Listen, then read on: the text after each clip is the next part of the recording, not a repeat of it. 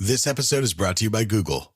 Innovation is deeply ingrained in America, and Google is helping Americans innovate in ways both big and small. There are hundreds of thousands of skilled trades roles across the U.S. waiting to be filled. To help close this gap, Google is expanding its skilled trade support to help train more than 300,000 American workers across more than 20 states. This is a new era of American innovation. Learn more at grow.google/skilled trades. This summer, say I do. I am marrying a stranger. Like never before. Am I crazy? It's a whole new Married at First Sight on Peacock. Thank God I woke up in love. With new experts. My name is Dr. Lisa. My name is Paul Brunson. More couples. This could be the start of a very successful marriage. And more surprises. Or maybe not. Everything is just not enough. You're a little bit crazy. I don't know what's gonna happen. I want my fairy tale ending. Married at First Sight, now streaming. New episodes Thursdays, only on Peacock. This summer, serve up the Cookout Classics, Oscar Mayer hot dogs and Heinz mustard. Grill up a dog, add classic yellow mustard, or loaded Chicago style. We all know it's not a cookout without Oscar Mayer and Heinz. I ain't never giving up.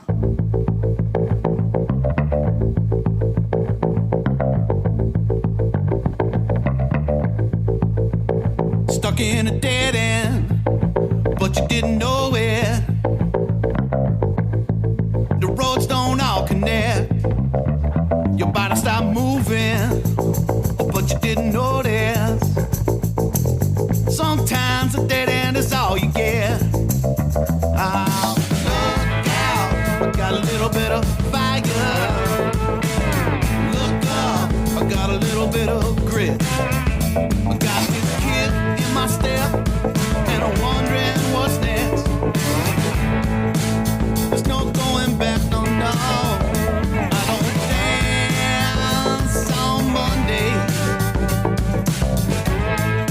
Tuesday's always bad. I don't jump around in the corner, giving it all I have.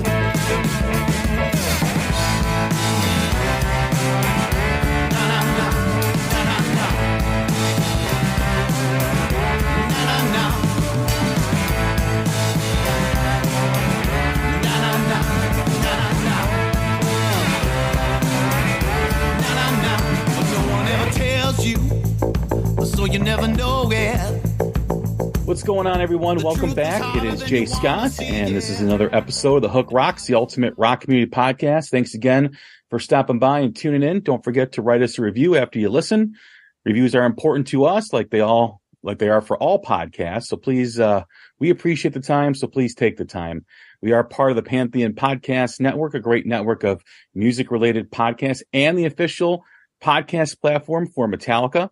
So they've got their podcast on our platform. So visit us at pantheonpodcast.com, as well as Twitter, Instagram, and Facebook at Pantheon Pods. And you can do the same with The Hook Rocks on all three of those platforms. Just search up The Hook Rocks and subscribe, like, and follow wherever you do podcasts so you get our latest episodes right to your phone. Don't forget to download that app. We've had some great episodes recently. We celebrated our 500th episode with Dax Nielsen from Cheap Trick. We celebrated our 4-year anniversary show with Nita Strauss, and we've had some great guests here the last few weeks or so. We had Nick Perry on the show, which was a great interview. We welcomed Aaron Coburn and Leilani Kilgore, and some other episodes throughout the year. We've had Rick Nielsen, we've had Scott Gorham from Thin Lizzy, as well as Richie Kotzen from the Winery Dogs, George Lynch, the legendary guitarist from Dokken, as well as many others. We've got some great stuff in store for you coming up as well. I'm really excited about this episode. You guys know that I like to promote, and the primary reason I started this podcast was to promote up-and-coming bands and new bands that have been around for, just recently or for over the last decade. And one of the bands that was part of that inspiration is the next band that we're going to be talking with. And they just released their 4th album, titled The 4th Album. And the band is The Record Company, and my guest is the singer, Chris Vos. What's going on, man? How are you? Good to see you, Jay. Thanks for having me on. That's a great lineup of acts, and congratulations on your 500th episode. That's awesome. Thank you very much. I appreciate the time, and I appreciate you coming by getting to know you here for the next 45 minutes or so. And man, I have been sitting with this album for the last week or so. I went out of town over this weekend. I listened to it on the airplane like 3 or 4 times, and it's got a great groove. It's like the lost album of the Stones era of Sticky Fingers and Exile on Main Street. Wow, it is man. Awesome. That's some high praise. I'm going to remember that one when somebody doesn't say such nice things. No, man, that's. I mean, the Stones. You know, we're. I want to thank you for that and the opportunity to speak here today. You know, we did the record ourselves. We did it in our bass player's living room. You know, so like Exile was done, I guess, in probably a little more ornate house, but I believe it was done in Keith's basement or something like that. So I was told. Fact or fiction, somebody can tell us in the comments. But what I wanted to say is the record came from a very honest place. The Stones are one of our biggest influences, no question. I mean, my favorite artist, the top artist, I just recently did something for an overseas publication, and they wanted to know, like, what's your ultimate, like, rock hero? And I went with Muddy Waters. And if anybody out there isn't familiar with Muddy Waters is the electric blues pioneer from Chicago on Chess Records in the 40s and 50s. That basically, I mean, the Rolling Stones named their band, after his song, Like a Rolling Stone magazine. So it all blossoms from that place. So I think when you've got people that are playing rock and roll that are influenced by some of this early Chicago stuff and like the Detroit artists like John Lee Hooker, et cetera, and early rock and roll bands, you tend to gravitate towards that sound, but what you just said, the Sticky Fingers, Let It Bleed, Goat's Head Soup, that whole stretch they were in there where they made just like so many great records is always something I listen to. I mean, my dad raised me on that music, Yeah, the Mick Taylor era of the Stones is my favorite. Yeah. Yeah. The Mick Taylor era is ridiculous. It's so good. We've got lots to get into, but first, let me kind of just back up a little bit because we always ask the same first question every time we have a first-time guest, and that is really what our show is about. And that is just like every great rock song has a hook that pulls you in, every rock band has a moment, whether it's a song, an album, a band, or performance that hooked them on rock and roll. What was it for you? It was I was a music fan as far back as I can remember. But the moment that I was I need to have a guitar in my lap and I need to learn how to play it. I grew up on a dairy farm in Wisconsin, hence the little tractor on my hat. So I kind of grew up in a bit of a time warp. And this is important to this story for one reason. It just kind of gives you an idea of how I was actually probably near the end of where you could be kind of isolated and have to find your music through the radio. There were 4 kids in my grade school class. I was really kind of in this little corner of Wisconsin, and we loved music around the house. My dad was a rock and roller, played it all the time. But it was this kid came to my little grade school that had so few people and was, attached to the church and all this stuff. And he came in with a Metallica shirt on with big skull on it, and scared the crap out of everybody but me. I just was like, oh yeah, this guy's awesome. And it created this huge hullabaloo. So I asked him, hey man, what's something I should listen to, and he gave me a VHS of Cliff 'Em All, Metallica, early 80s, where it's all VHS recorded. And I watched that and I went crazy. And there was a performance of Seek and Destroy on the Cliff 'Em All video, where there's a point where they do this real, what would I call it, classic. Some people would call it cheesy because it was all that was available, slowed down motion of Cliff Burton, head banging. And it was at the moment, I think, where I saw him in the throes of rock, where I was like, that's it. This is what I want to do, man. It's odd. I'm a guitar player, but Cliff Burton is probably at the top for me of people I admire as far as who found it young. He did all this stuff before he was 24. It's just crazy. So yeah, it was that. It was Cliff 'em all because of the renegade guy who came to my little Catholic grade school and showed me that there was a way to shock people and rock people. And that was all I wanted to do from that moment on. And I promised myself that day I would do this for a living. Cliff had such a unique tone. His bass was almost like a guitar. Yes. And the way it filled the song and the way it filled the music. It was so unique because no one was playing like that at the time. Well, he had a Rickenbacker, which was, Lemmy, kind of, I'm sure had something to do with that for him. And then he would use crazy old, he wore bell bottoms in the 80s, and nobody was wearing bell bottoms. He didn't give a crap. He did it his way and he liked what he liked. So, that was a nice place. And then I got really quickly into so many other things. Like, it's funny how I know a lot of my friends who started out like where you start in metal or punk but you also all of a sudden find the blues and the early guys and girls of the genre. And so it was like, I'd be listening to Metallica or like, Megadeth, Rust in Peace, or like, any of that stuff. Testament, I think I was into for a bit, Alex Skolnick. But then on the other side, I was listening to Cream, Hendrix. And then in the blues, I was listening to Muddy Waters, John Lee Hooker, Howlin' Wolf. I was a huge Ray Charles fan because I'm also a singer. So those voices really called out to me. So on the guitar playing side, I'm listening to like Hendrix. I'm listening to that.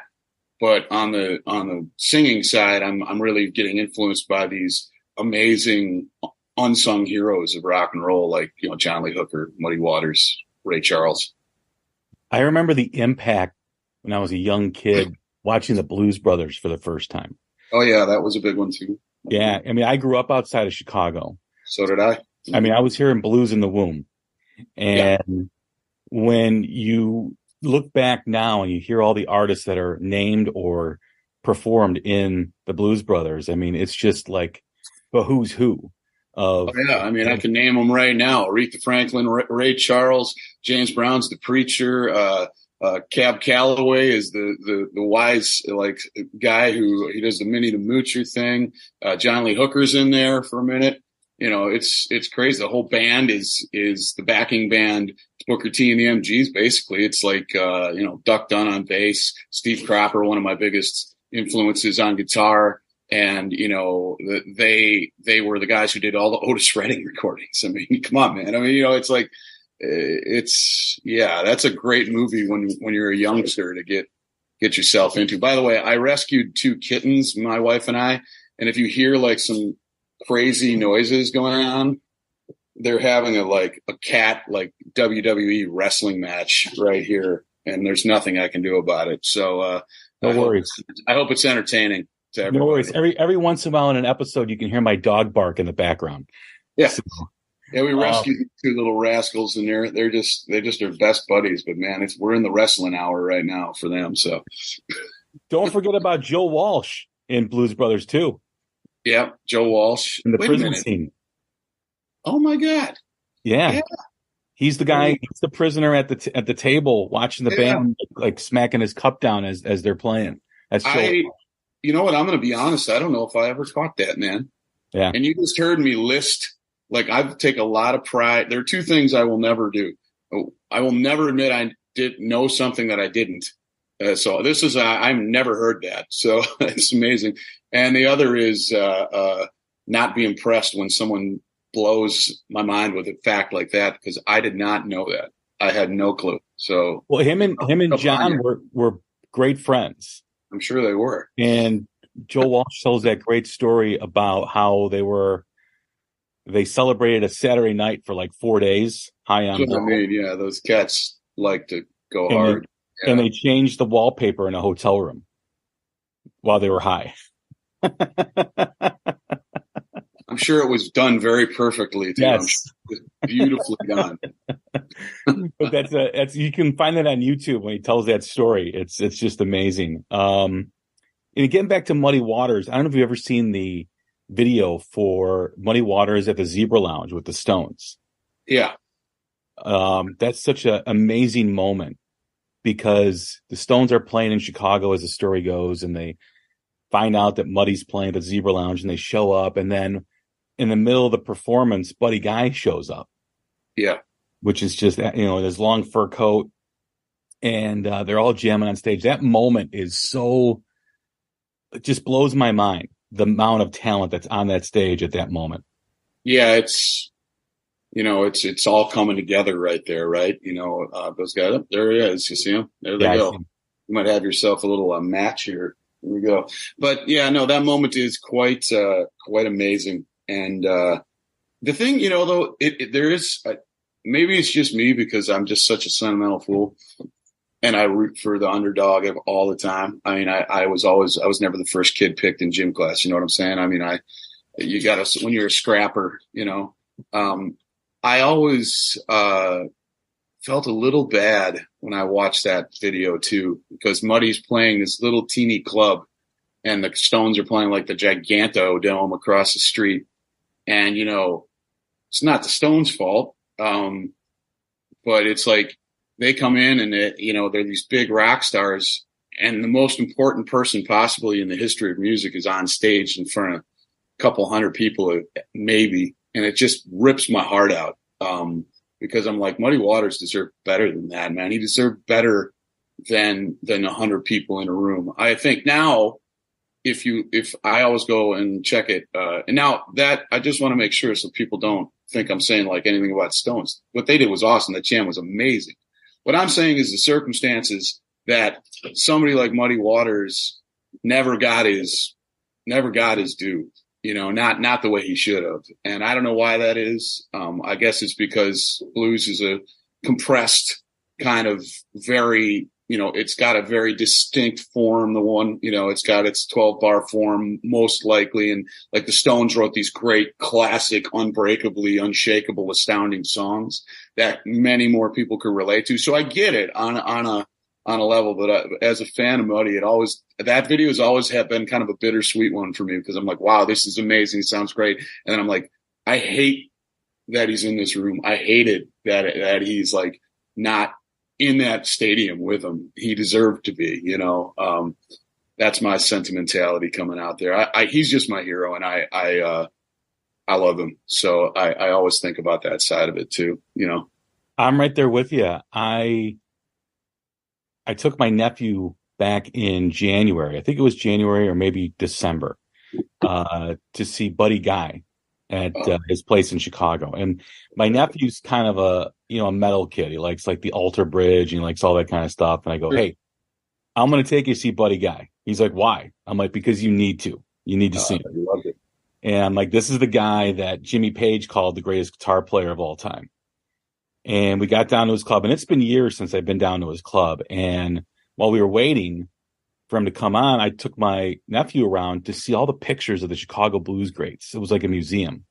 There was Magic Sam, and there was Lightning Hopkins, and all these guys, and I'm like, I was like a kid in a candy store, and I was getting sentimental because, as I told my nephew, there's nothing like the blues.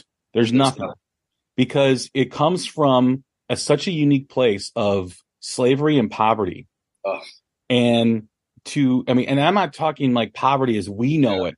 I'm talking like living in a shack, sleeping on dirt poverty. Yeah, no, I mean, that's why I can't even fathom what, that's why you can listen to the sound, but there's no way that a guy like me can understand anything about what it took to make that sound.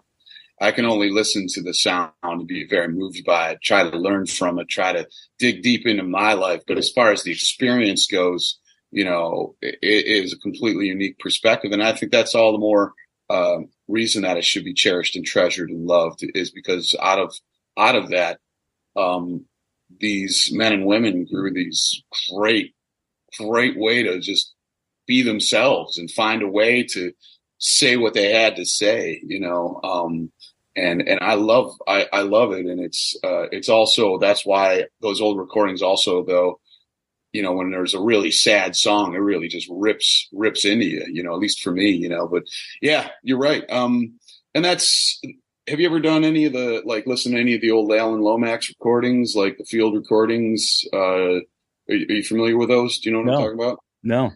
Alan Lomax was Library of Congress.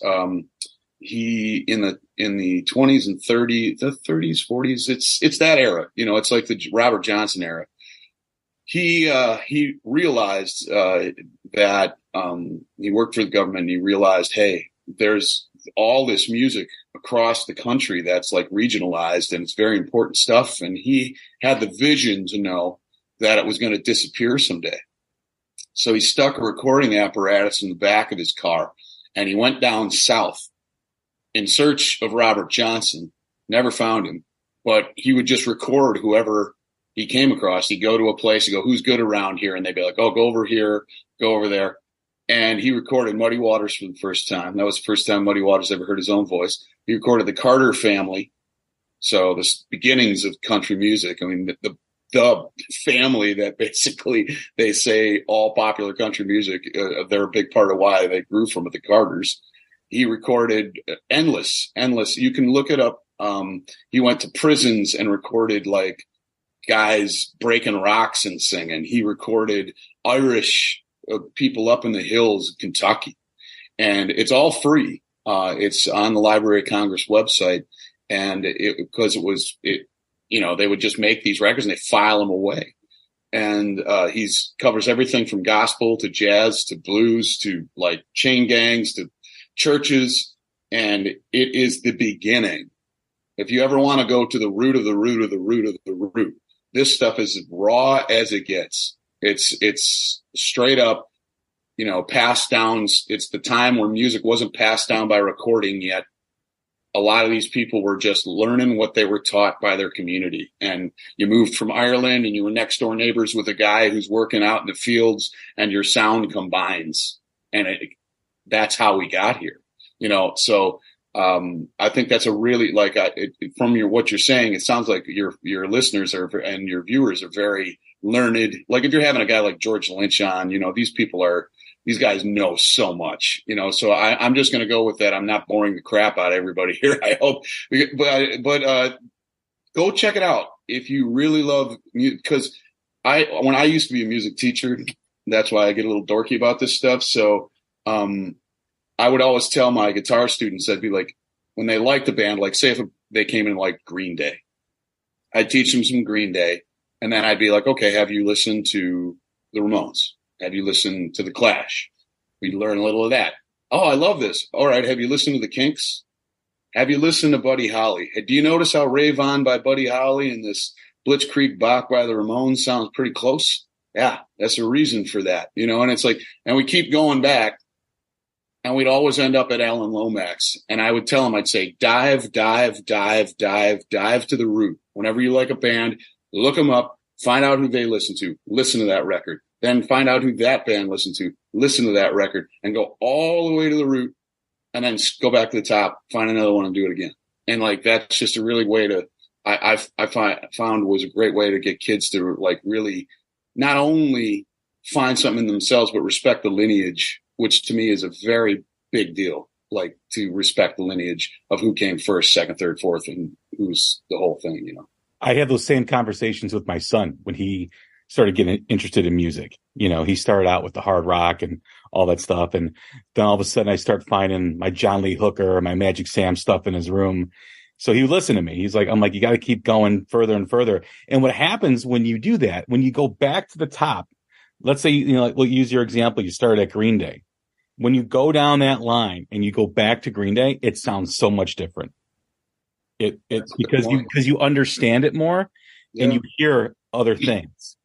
No, it's a good point. I had never put it that way, but that's a really good point. I just recently saw an interview with Neil Young that really blew my mind about why does a song always sound different every time you listen to it, and it's kind of, I think it might be a bit of a viral thing now, so maybe some people have seen it, but it's from like the 90s where he had his like that resurgence moment where all the like, you know, the Pearl Jams and the Nirvanas and we're all pointing to him being like, look at this guy. And, you know, that's the era I was in, you know, so so we all became huge Neil Young fans. And all of a sudden you're like, oh my God, listen to all these recordings and, you know, Harvest and all this stuff. And, but his quote was this, paraphrase. I can't nail it directly, but he was like, everything in your environment changes the way a song sounds. He's like, where you are, what's happening around you, what day it is, how you feel, what kind of system you're listening to, all of these things. He's like, plus the performance, even if you're listening to a recording that is like basically encapsulated for all time, lockdown on, a piece of wax or a CD or streaming. It's like, even that recording that never changes, it changes because your perception is altered by everything around you. I find that that was one of the coolest things I've heard anyone say in a long time. I just was like, wow, that it's obvious, right? We all know this, but to hear someone say it so succinctly, it's like, wow, it really is that makes sense. If I listen to one of my favorite songs at the beach with my wife, it's one thing. If I'm listening to it at midnight with a whiskey in my hand here by myself, and I've had a kind of rough week, it's another thing. You know what I mean? Have you ever had that experience where you've never connected with a song and you're in like a club or a bar? It's like 1 a.m. and you're drinking a bourbon and it comes on a jukebox and you're like, wow, this song is really good. It never hit me like that before. It's so odd how that happens. Yeah, it doesn't happen as much. I'm much more open-minded now than I was, say, like when I was 18, 19, 20, 21, where your identity is so like, it's like, I listen to this and I dig this. And that's like a big part of your identity. Now that I've traveled a little more road, I don't have to hold so tightly to that. It's not like I'm way more like open to all things. And I look at all musicians as allies in trying to do something artistic. So I get that right there. We're in the same intent, and I think it's a brave thing to do. So I give that right off. Now, that doesn't mean that everything I hear, I go, whoa, this is great. Sometimes I'm just like, good Lord, I guess I'm just not on the same wavelength, or this is just not my speed. But yeah, man, I've had so many bands like that. I'll tell you one that this could get me a little trouble, but Steely Dan, I didn't get them at all when I was a kid. I didn't get it. I liked just, a little aggression. So I liked things that sounded like they were either going to blow the speakers apart or sounded like they were about to crumble to pieces, but never did. I wanted danger. I wanted, and I didn't have a lot of place in my life for pristine perfection, so it didn't light me up. And when I was in college, I went to Alpine Valley. A buddy of mine was like, hey, I got a pair of Steely Dan tickets. And I'm like, I don't know, man. It's not really my deal. But he's like, man, come on. He's like, we'll go. It'll be great. There'll be girls, or whatever he said to get me to go. All right. Went, smoked a J, sat there and watched.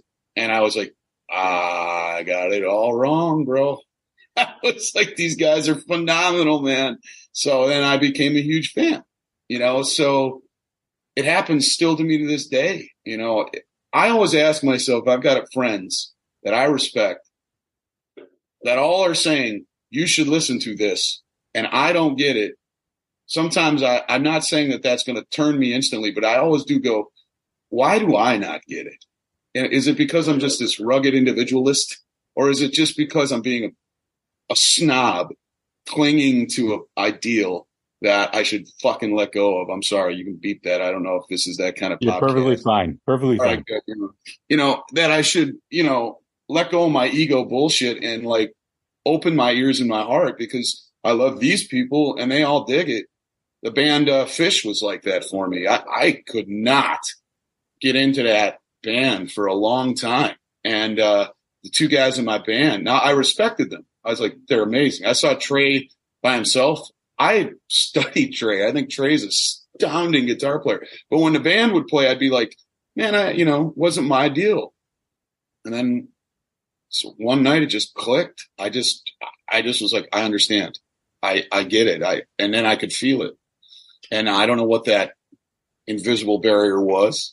Yeah. Or if I was ready. Maybe I had just evolved as a person perceptively enough to where that fit somewhere in my soul now, whereas before maybe I was a little too pissed off. I was a little too, I just always had a fire in here that couldn't be quenched. And it's still there, but I've learned how to use it as a source of strength and heat instead of this destructive force. Well, I totally get what you're saying, because there's only about a handful of bands that I've never been able to connect with, and I've tried over the years, and I always try to use that term. I haven't connected with it yet. You know, this hasn't hit me. And about 10, 12 years ago, I finally connected with Thin Lizzy. Oh, and you know, for whatever reason, I just never got it. You know, I heard the popular songs; they were okay, and I don't know what happened. I heard a song. I'm like, oh, wow, that's Thin Lizzy. That's really good. I heard the next one. I'm like, this is really good. And then I started to really get into Phil Lynot's writing style and his approach. Yeah. And it opened up a whole new door for me in terms of appreciating the band. And they become one of my favorite bands. And I was a total late bloomer on that band too, as well. Man, let me do something here for your viewers here. If I may usurp your podcast for a moment. All right, viewers, what's a band that you didn't get and now do get? Now, we're not talking, let's not throw a lot of hate around. There's enough of that out there. We're talking about a positive result out of a big perplexed situation in your life, like what Jay just described or what I just described. I find that fascinating because there tend to be the same kind of bands. It's like you'll hear that about the Dead. You'll hear that about, you know, I've heard that about Thin Lizzy before. I don't know if it's because a lot of people of our generation and past, you know, they're introduced through like some of their bigger radio hits, which like their records have so much more depth and stuff than just that one side of them. You know, like you're just like, what is it? The Boys Are Back in Town, right? That's like, not the big one. Yeah. If that's the like one, like when I heard that one as a kid, that wasn't like, that didn't light me up. I was like, oh, the Boys Are Back in Town. This is the greatest song ever. I kind of didn't get it. I was like, who cares that the Boys Are Back in Town? You know, that's where I was at 16. And then as I got older and listened to the whole record, I was like, oh, okay. You know, this is great. You know, so, you know, Deep Purple was another band that when I was a kid, you know, everybody liked Smoke on the Water. Everybody learned that first, but I didn't understand how much stuff they had done and how crazy a band that was, or like, Bad Company, you know, just sticking with the 70s theme. Yeah. I loved Bad Company, but I didn't love them as much as I do now, you know, like especially that first record. So, what's your band, fan of the podcast? What do you think? I'll be curious, Jay, to see what they have to say. Wouldn't you? Yeah, absolutely. I always find those discussions to be interesting because it kind of, like I said, you know, you keep evolving as individuals throughout your life, and you experience different things at different times. And I think that also opens up your mind to other music or to other art forms as well.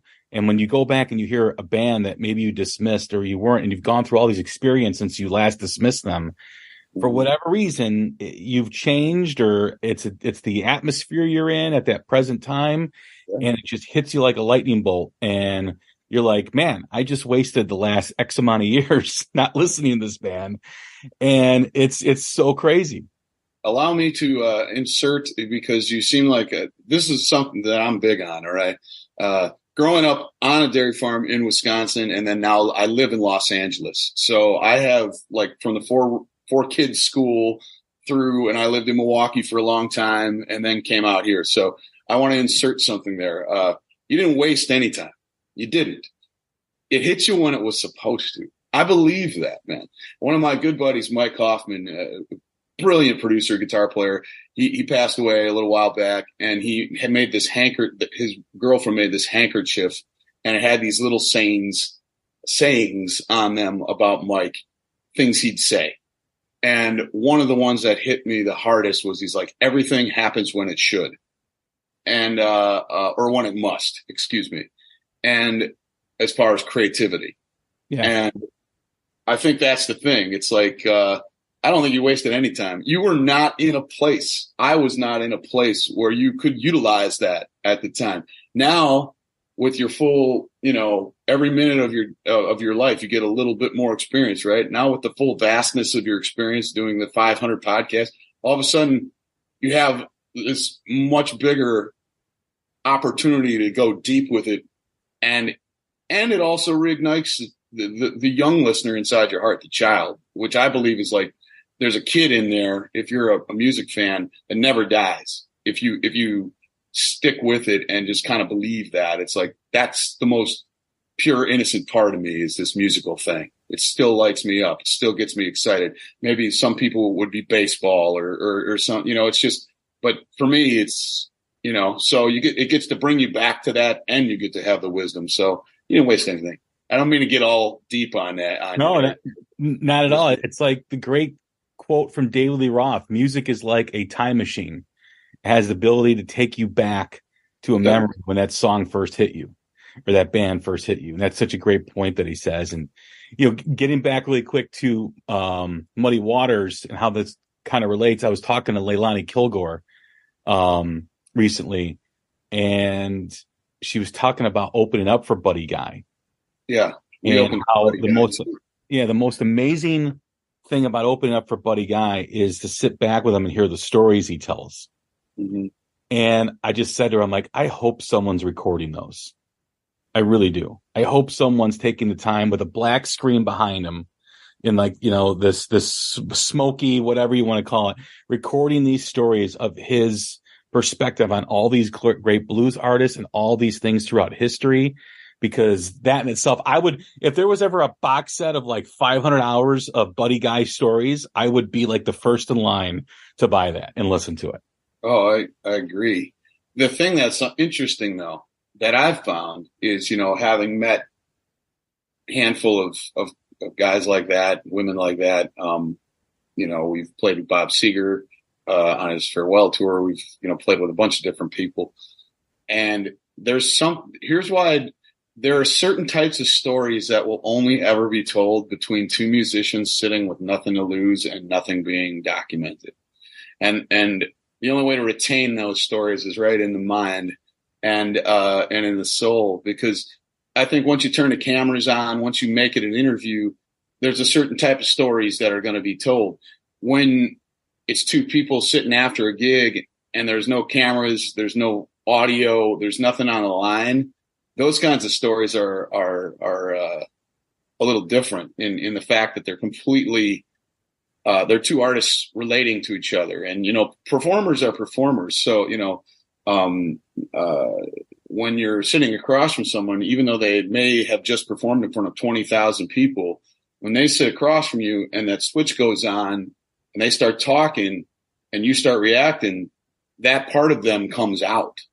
They can't help it. It's who they are. So you hear things that I know, are, and I'm not even talking about like bad things. I'm just talking about like, it could be a deeply personal story, something that's it's hard to get people who have been in the limelight for a long time to open their heart up, and where they're going to really express something like, hey man, if you're a younger artist and you're with someone like that and they're like, watch out for this, or how I learned this. And that's happened too, but with me, talking to those kinds of people. But I think it is kind of sad, because those stories, if you could get that deeper ones like documented, that would really be something. I just don't know if you can, because especially cats of that generation, they're very like, they're cautious about things. They came up in a music industry that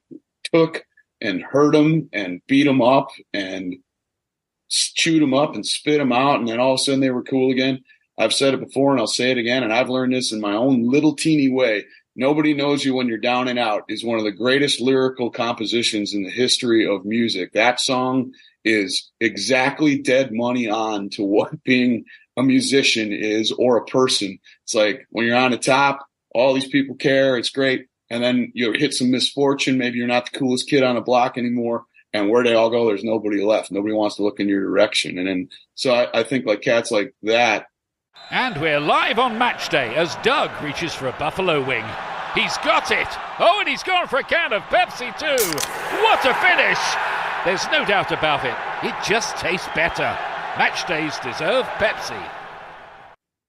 They have a knowledge of that experience that, is so much deeper than any of us could possibly know. Sorry, as talking is not a problem for me. I just rarely do you get into these kinds of subjects in in a podcast interview. So I'm just taking advantage of it. I hope it's at least mildly interesting. I am totally interested, man. I love From the heart, anyway. This is why I never prepare for a show. I always let the conversation go where it goes. And you're absolutely right. I never thought of that perspective about the stories being told, and when the switch is not turned on, how you get those deep personal stories. And it's, because the way I look at it is Buddy is really the last of the OGs, right? I mean, he is the last guy. Staples too. Yeah. And Staples is the same era, other side of the coin, gospel in Chicago, but she was right there at that exact same time. Yeah, her and Buddy Guy are kind of, yeah. Yeah, and I'm so afraid that, like, when he does finally pass, how blues will continue to get further and further away from people's minds and away from the significance of it. Because when you think of all the great bands, like we talked about at the beginning of the show, like the Stones and Zeppelin and Hendrix, rock and roll obviously had a huge impact by those bands, but it is not what it ever became, what it did become without those bands who were influenced by these guys. I mean, that's just the whole heavy thing, is like you said, you keep peeling back the orange and getting deeper and deeper. And there's a lot of people who love music who don't do that, who don't understand the origins and how this relates to what Zeppelin did and what the Stones did and the Beatles. And it's just, it blows my mind how that great genre of music, which is probably the only and purest American art form there is, right? How that could be gone and just a footnote in history. Well, I think what we're dealing with, a couple of things to unpack on that one, just firing off the hip. One thing I'd say is, in music, there's seekers, there's gatekeepers, there's consumers. There are people who just need something, a song here and there to make them feel better.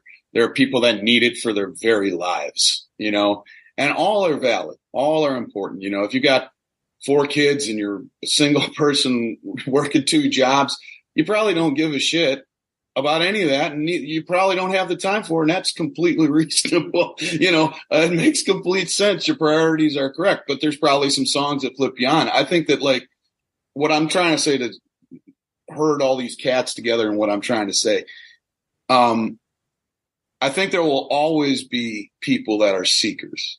I think there will always be forms of gatekeepers, good and bad. There's more freedom now, but, the radio stations, and playlists and all these things are going to kind of continue to evolve. And then there's going to be people that look to, everybody's got a family member. If you're listening to this podcast, it seems like you're probably the family member people look to go, hey man, what's cool out there right now? If you're listening to this podcast and find it fascinating, you're at the 40-minute mark of listening to a guy you don't know, you probably are looking to learn something about something, right? So I think that's important. There are always going to be people that fill that role. I think what you're speaking of is just the general acceptance of the evolution of the fact that, yes, we are at that time where Led Zeppelin and, Chuck Berry's gone. He was here our whole lives and he's gone. These people are going away. Their recordings will last forever. And I think that's very important.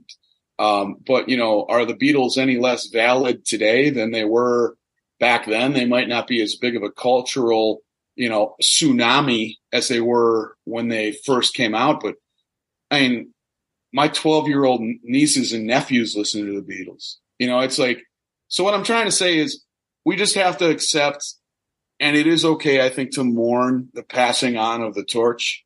But in the end, one thing I said to my buddy the other day, and I love what you said, like to shine a light on new artists. There is a passing of the torch, and it's important to, if you're a seeker, not just go, oh, have I heard every single note of everything here? That's great. I've listened to every Jimmy Reed song in the history of time. There's hundreds of them. But also to take the time to do what you're doing here, which is who is out there now, who's on stages now. We can't go back to Madison Square Garden and watch Led Zeppelin as they were in Song Remains the Same. That is documented, but we can't do it. We have to embrace it. We have to accept it. And we have to do these kinds of things. Open the floor for real discussion and real sharing of knowledge that allows for younger musicians to not only hear the tunes, but learn what moves people. And I just think unfortunately, because of where we're at that age. Rock and roll is an 80-year-old genre, 90 years old, 100 if you want to go all the way back. There's a lot of debate on when it started. And I only go 100 because I'm like, sometimes you listen to some of those old Delta blues recordings. I'm like, that's rock and roll, right? I mean, that's rock and roll already. It's like, it might have been called that. That's what it is, at that moment. In my mind, I think we just got to accept it. We got to accept it and we got to let it go and hold what's treasured about it. The Stones are still going. I'm not going to say they're not going to go till they're 120 because somebody probably 30 years ago was like, hey, it won't be around in 30. Well, they're kicking ass. So, but we got to accept it. And, if there are artists that come through town like the Stones and you've ever seen them, I think you better want to go see them, but when there's a $25 ticket band that's driving their own Sprinter into town and you're like, holy shit, these guys are good, or this girl is good, or these girls are good, or whatever the hell, go see them. Because that's where the torch is now. That's the new one. And I'm not saying anybody's making Dark Side of the Moon. Nobody can do that except for those guys at that time. But somebody can make something that can move you today. And if you live with something for a long time, it does become as important as some of those other things. I have that in my life. I've got buddies who never did nothing in this business except for record a couple songs. I got a friend who recorded a few songs back when we were in college. I still listen to his little demo today, and it is as important to me as anything, and what am I going to say? That it's not as good just because it didn't attain popularity to the level. So go find what moves you.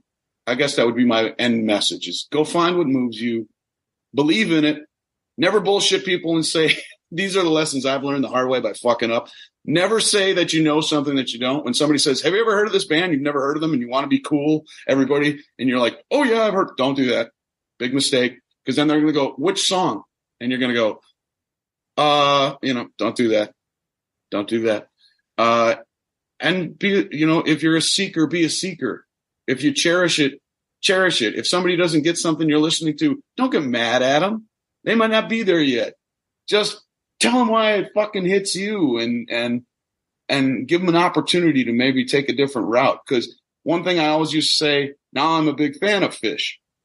One thing I used to say to my buddies when I was not such a fan, and this is it's another line, Jay, I'll just leave it at this. I'd say, they don't need me, man. They're selling out 13 nights at stadiums, dude. They don't need me. Give me time. I'll be all right. Someday maybe I'll figure it out, but they don't need me. So if somebody's like, I don't like Metallica and it offends you, just remember Metallica's going to be all right. Everybody will be okay. So yeah, that's all I have to say there. They're going to eat well, no matter. Yeah. Yeah. There's a lot of people that do need you though out there, and the people that go out and seek out new music, you're the facilitators of the dream. You're very important. And you're the reason that things get to those bigger levels because everybody has to go through the same bullshit and has to fight through the same channels. Some go fast, some take 30 years. But if you're playing 1,500 seats or more a night, I guarantee you that band went through a lot of bullshit to get to that point. And it's people who hung in there, believed in them, talked about them, went around, said, like what you just said, Jay, about us. It's like, I wanted to talk to these guys. That's the currency that creates the momentum to give a band an opportunity to break through. And then maybe we won't all be so sad all the time because you'll be like, yeah, I can't go see these guys anymore. But you know what? I wish I could. I mean, I wish I could go back and watch Robert Johnson play on a corner of down in Mississippi back in the old days. Like just watch him sit and play because that's what he did. He just busked on the corner, maybe the most important person in the history of guitar, Robert Johnson, because he influenced everybody. He just play on the corner. I'm like, I never got to experience that, but I get to enjoy his recordings. And there's a guy out there named Nat Myers right now. It's open for us. He's studied all that stuff, and he's playing a very great personal version of his take on it. And it's like, it's out there. You know, it's not the same, but it's out there. I know we got to wrap up, but I know I want to mention some things about the fourth album and ask you about that stuff. You know, you guys have a vibe to you that is a lot different than a lot of the new bands that are out there. It creates, you know, there's rockabilly, there's blues, there's some funk, there's just straight up rock and roll in it. How did you guys develop your sound to be where it is today? Following our natural instincts and having experienced something that I never really thought I would. I thought I had, but that is to walk into a room and start playing with two people or whatever is the number for other people. But in my case, these two guys, and it just was like, we sound like a band. All of their experiences in life, all of my experiences. And we met each other, you know, we were in our early 30s. And so we had already been through, you know, we had all gone to school and all walked away from doing a career. And I went to college because my mom was like, please go to college. And then that's how I ended up in Milwaukee. I'll never say another word. So I went and got my degree, and then I played in bands. I was like, I don't care how long it takes. And, you know, moved to LA at 32 and totally broke. Too late by most standards, too old, playing dobros and harmonicas and lap steels and old beat up, you know, guitars on stage with people that had computers, you know, following me. And the way we found our sound was we got together. We had listened to John Lee Hooker's Hooker and Heat one night, and we're just like, let's just do something raw and simple, inspired by that. Hung up 4 microphones, and the first song we recorded is called Born Unnamed. We put it up during the pandemic. It's on Spotify. It's on some streaming platforms. It's not like, you know, but that song was recorded the first day we got together, Born Unnamed, because we didn't have a name yet. So I named the song Born Unnamed because we're all born unnamed, aren't we? So, how we got to where we are now is just the compression of being 3 guys that have tastes that are similar. Any one of us is going to, without probably about 5% of each of our tastes go away from each other. Meaning like 95% of the records I'm going to pull off the shelf. Everybody in the band's going to go, hell yeah. 5%, maybe there's a hell no. Meaning that's a lot of overlap of creativity. So it's just riffs come out, things come out, and we are all seekers. We all are deep multi-instrumentalists. We're seekers. We have our own little sound, each of us. And when we put it together, we had an idea. It's like, okay, we're not a reggae band. We could play reggae. We're not going to do that. We're going to do this. We're going to be a band that's influenced by, like you said, all the stuff you just said, you know, the rockabilly, the punk, the blues, early rock and roll, even, you know, early hip hop and, you know, 90s hip hop. We've got a Beastie Boys cover of So What You Want that sounds, when I'm saying it right now, like that's probably the most absurd thing you've ever heard, but go listen to it. And some people tend to like it. It's one of our most requested songs. Doesn't sound anything like the original, and all that shit just happened naturally. But it wasn't accidental. There is a lot of intention. There's a lot of listening. There's a lot of throwing things to the side. There's a lot of, you have to come to an agreement as a band. After you get through those euphoric beginning days, it's just like a relationship. It's like everything the other person says is amazing. Oh my God, I love you so much. And then 5 years later, it's like, hey, you haven't cleaned the freaking kitchen in 3 weeks, man. What are you doing? You know what I mean? That's the same thing happens in a band. You know, it's like, hey, dude, how about a little acknowledgement? Hey, man. And that can fester into bad things too. And all that can either destroy you or make you stronger and grow. So that's how we found our sound. It's listening to and believing. Dave Sardi, a guy we've always self-produced our records, but we did do one record with our last record, the third record we did with a producer named Dave Sardi, and he said something that really profoundly struck me deep in my heart. He's like, you're trying to get your record on the shelf with the records that you grew up listening to. He's like, you want somebody to put your album and go, hey, it's worth being on that shelf with all those other great albums in the history of rock and roll that they chose to buy and have on there. You want yours to go on there. So if you're going to do that, you better give a fucking shit, and you better dig deep and listen. So all that goes into play, but in the center of it, you got to love it. You got to love it. You got to love each other, or you can make great music, but you're not going to make it as a band, because the sour, terrible, horrible things. Like, we got dropped by our label last year before the fourth record on the eve of Christmas. We had put out 3 records. They all had done well. New person came in, wasn't feeling it. I respect the decision, but timing was a little rough. It made our record better, and we ended up getting it put out anyway on another label. But from Christmas to mid-January, all we did was double down on it. And that's how I'm giving you a tirade answer here, but it can't answer a question like that where I have so many passionate feelings in a snippet and do any justice to anybody who actually really wants to hear what happened, or to understand what I think is valuable motivation for you, whoever's listening, to take and believe in yourself. But humility, I've learned humility, valuing yourself with humility and accountability is how you get to find your sound. It's how you stay getting along, being fair and being kind to each other, and not making it all about you, me. It's like, oh, I'm the singer of the band, I should have more say than this, or I'm the guitar player, that's what I do. That kind of bullshit will fuck up a band so fast, and it'll mess up your sound.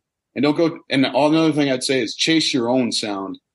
If you're chasing what's popular, you're already behind, man. Just chase what you feel, make it your own. And that's because I've never been in a monstrously popular band like that sells out 5,000 seats. We're a scrappy little trio that's fighting for every ticket, and I'm freaking proud of it, because everybody who comes in the door found us like Jay did, and I'm all good with that. And if it turns out to be Big J, I'm cool with that. If it stays where it is, hey, as long as I can pay my rent, my wife doesn't want to leave the house because I'm so damn broke I can't possibly contribute, that's fine. Let's get up above that level, and anywhere up there is fine with me.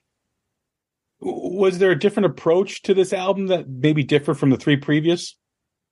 No. The approach was, in the end, it starts with songs. The approach was, is this flipping the switch? Have we found the song? Do we believe in it? Do we really love it? That gets really tough sometimes when you got one guy in the band who really believes in something and the other 2 guys don't, or 2 guys really believe in something and I don't.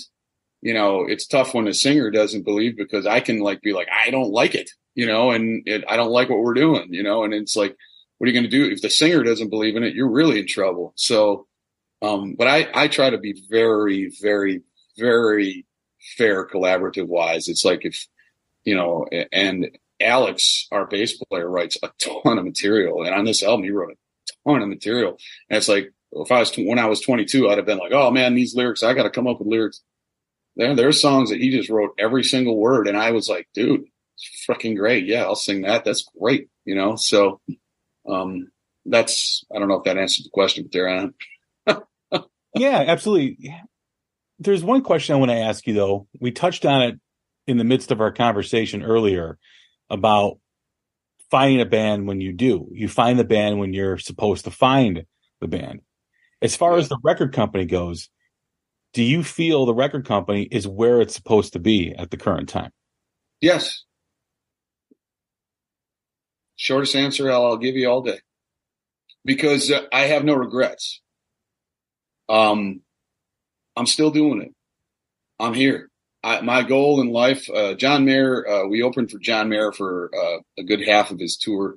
Really made we played really big places, some, like Madison Square Garden and crazy stuff, and that was crazy that, cause that was right after we had put out the first record, and like, we went from, 100-person rooms to that. But we had all been playing since we were kids, so we weren't spring chickens either. So John has had a profound influence. I just find him to be a very strong human being who's learned a lot. He's very accountable for everything about music and who he is and what his journey's been. So I really admire him as a person and a player. And one thing he said is, and it really hit me hard, was like, if you can't define what success is to you as an artist, you're going to be chasing this phantom, I'm paraphrasing, for your whole life. Because you could have a record, you could sell out Madison Square Garden and be like, why didn't I sell it out 2 nights in a row? I mean, there are countless stories in rock and roll. You hear like these great artists and you're like, why is this guy so freaking miserable? If I had what he had, right? It's like, you don't know his life. You don't know what they went through. You don't know what she went through. For me, success is a really simple thing. When I was a child and I made that promise, going all the way back in this interview to when I said, I'm going to do this for a living, that was it. I wanted to wake up in the morning thinking about music, spend my entire day in every activity thinking about music, and go to sleep and dream about it. And I can do that right now. And as long as I can do that, I consider it successful. So wherever we end up, now I'm going to fight. I play as hard as I can. I'm going to fight tooth and nail to try and grow this thing. That's would be disingenuous of me to sit here and say, oh yeah, 300 people a night. Oh, that's the ultimate goal. Of course I'd rather be in front of 3,000 people. Of course I'd rather have nice things and all this stuff. Of course. But I was already successful in my heart at 300 people if I'm paying my rent. And I can have these silly thoughts that would not work in any other, or it's like, instead of being like, how do I put food on the table? Once I've got that done, it's like, I wonder what kind of guitar tone. Should I get a different guitar pedal? Those are the thoughts I can be having. I've succeeded at it, what I want to do. And and that was a very big peaceful moment. And I actually am very thankful to have heard that, because, it makes you grateful for what you have. And I didn't used to be that way. I used to be very like, damn it, you get jealous, you all this bullshit, waste of time, just poison for your heart and soul. Now I look at things, I'm like, go, enjoy, fucking A, you're inspiring, good job, to other artists. I don't go like, oh, this person's here and I'm here. Why? It's like, well, they're here and I'm here. I got work to do, or maybe my stuff didn't connect like theirs did. I'm not going to waste my time worrying about it. If I love what I did, that's all I need, as long as I got food on the table and a car to drive down the road. I got to tell you, I know we got to end the interview, but I'm already looking forward to our next conversation, because this was tremendous and I really enjoyed it. And thank you. Like I said, I love this album. It's the 4th album by the band, The Record Company. And if you haven't listened to it, it's available everywhere on all streaming, and get the physical copy too as well. And then are you doing, what tour dates do you have lined up? We have some dates lined up in October and November. We've got, we'll be in the Midwest. We'll be around, and then we'll be NorCal.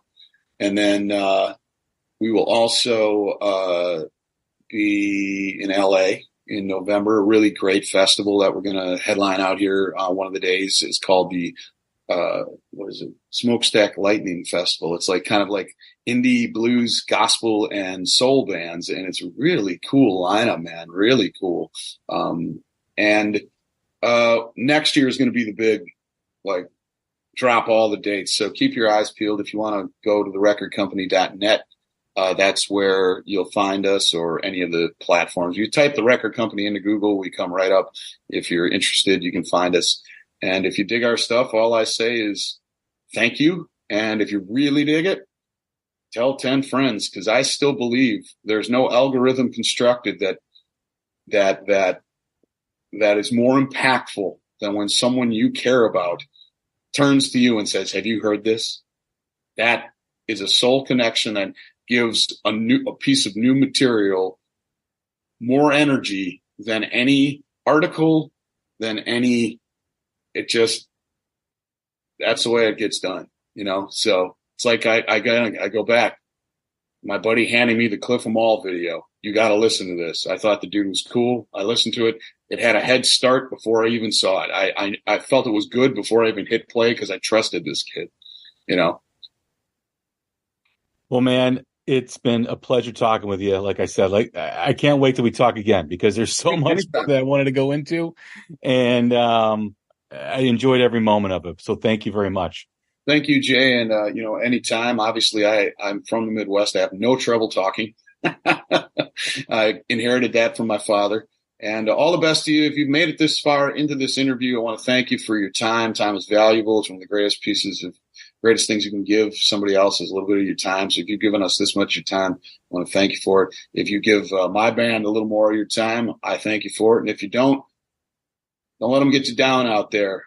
Stay you and stay accountable and be a loving person, irregardless of what they say. And that's what I'm going to do. And we'll see how it works out for all of us. But much love to y'all. I appreciated the opportunity to have a conversation instead of an interview. Appreciate that. All your links for the band, all the record company links will be in the show notes. Great. All the social media, the website. So go check them out. I love this band. I love their music, and I love having Chris on. So thanks again for his time. Thanks for your time listening. Once again, this is Jay Scott. This is the Hook Rocks, the Ultimate Rock Community Podcast. Take care of each other. Stay safe, and we will talk soon. Thank you.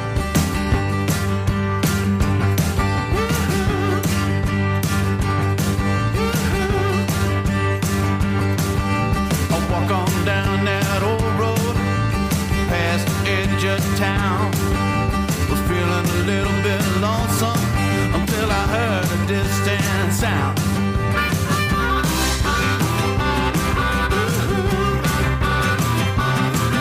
A whisper across the river, a bass rumbling with a broken string, something bringing me closer now. The spirits are pulling me in.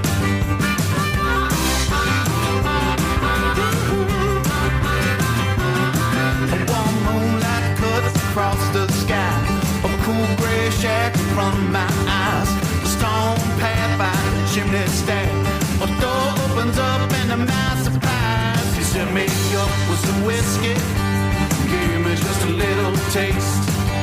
I put an old song on the jukebox, man, I found heaven in my darkest days. But people here getting risky, ain't letting it go to waste. I sing an old song on the jukebox, babe. I found heaven in my darkest days. I found heaven in my darkest days.